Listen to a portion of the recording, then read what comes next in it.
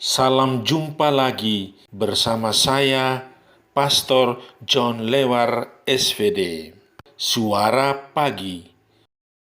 Jumat 13 Agustus 2021, Pekan Biasa ke-19. Bacaan Injil pada hari ini diambil dari Matius, bab 19 ayat 3 sampai dengan 12. Mari kita menghadap Tuhan dalam doa. Nama Bapa dan Putera dan Roh Kudus. Amin.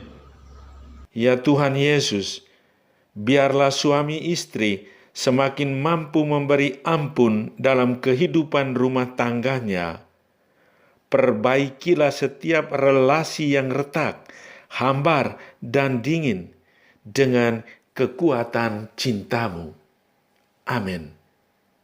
Tuhan bersamamu dan bersama rohmu. Inilah Injil Yesus Kristus menurut Matius. Dimuliakanlah Tuhan. Maka datanglah orang-orang Farisi kepadanya untuk mencobai dia. Mereka bertanya, apakah diperbolehkan orang menceraikan istrinya dengan alasan apa saja? Jawab Yesus, tidakkah kamu baca bahwa Ia yang menciptakan manusia sejak semula menjadikan mereka laki-laki dan perempuan? Dan firman-Nya, sebab itu laki-laki akan meninggalkan ayah dan ibunya dan bersatu dengan istrinya, sehingga keduanya itu menjadi satu daging.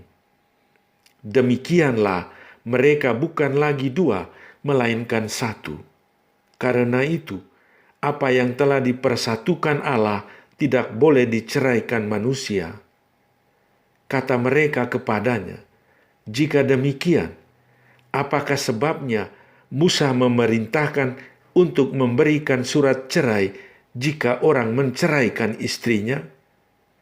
Kata Yesus kepada mereka, karena ketegaran hatimu, Musa mengizinkan kamu menceraikan istrimu, tetapi sejak semula tidaklah demikian. Tetapi aku berkata kepadamu, barang siapa menceraikan istrinya kecuali karena zina, lalu kawin dengan perempuan lain, ia berbuat zina. Murid-murid itu berkata kepadanya, jika demikian halnya hubungan antara suami dan istri, lebih baik jangan kawin. Akan tetapi ia berkata kepada mereka, tidak semua orang dapat mengerti perkataan itu, hanya mereka yang dikaruniai saja. Ada orang yang tidak dapat kawin karena ia memang lahir demikian dari rahim ibunya, dan ada orang yang dijadikan demikian oleh orang lain, dan ada orang yang membuat dirinya demikian karena kemauannya sendiri oleh karena kerajaan sorga. Siapa yang dapat mengerti, hendaklah ia mengerti. Demikianlah sabda Tuhan. Terpujilah Kristus. Tema renungan kita pada hari ini, mengapa Anda mau menikah jika berpikir untuk cerai? Saudari-saudaraku yang terkasih dalam Kristus, perkawinan adalah suatu panggilan dari Allah yang bersifat suci dan kudus. Perkawinan yang mengikat persatuan antara seorang pria dan wanita bukan semata-mata karena kemauan keduanya, melainkan karena rencana dan kehendak Allah sendiri. Perkawinan merupakan satu bentuk hidup yang direstui, diberkati, dan dikuduskan oleh Allah sendiri sebagai pencipta.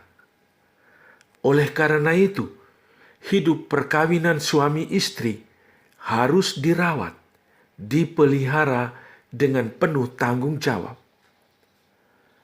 Persoalan yang dikemukakan oleh orang-orang Farisi dalam diskusi dengan Yesus menunjukkan bahwa moral perkawinan pada masa itu sungguh berantakan.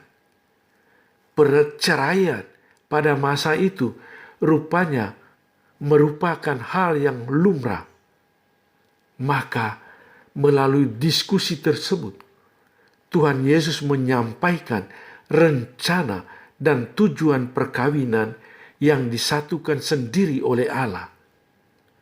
Tuhan ingin agar mereka yang sudah menikah perlu menata moral perkawinannya jika sudah morat-marit. Menurut Tuhan, menikah bukan soal senang atau tidak, selera atau tidak selera, melainkan tentang penghayatan panggilan Allah pada manusia untuk mencapai kekudusan dan kesucian melalui perkawinan.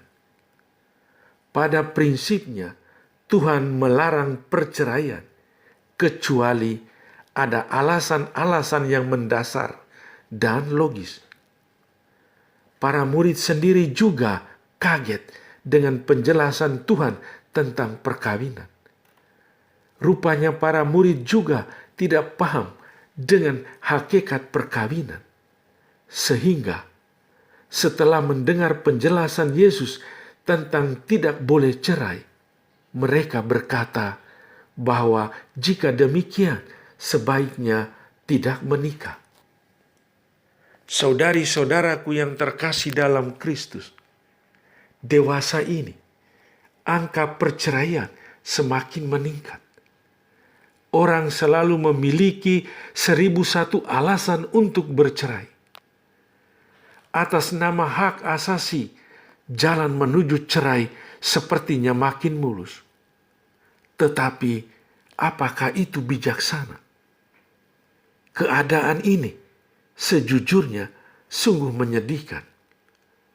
Pasangan suami istri yang cerai sesungguhnya telah mengabaikan nilai-nilai suci dan panggilan Allah, lalu mengikuti nilai-nilai pribadi dan kesenangan pribadi.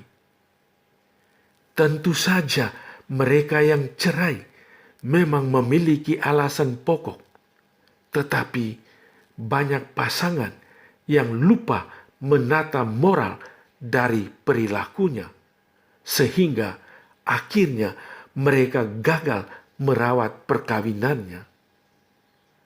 Sebuah pertanyaan reflektif. Mengapa Anda mau menikah jika berpikir untuk cerai? Menurut Anda, masihkah orang perlu menikah jika akhirnya cerai? Amin. Sahabatku yang terkasih, selamat hari Jumat.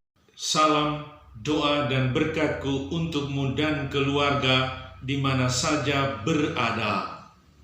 Bapa dan Putera dan Roh Kudus. Amin.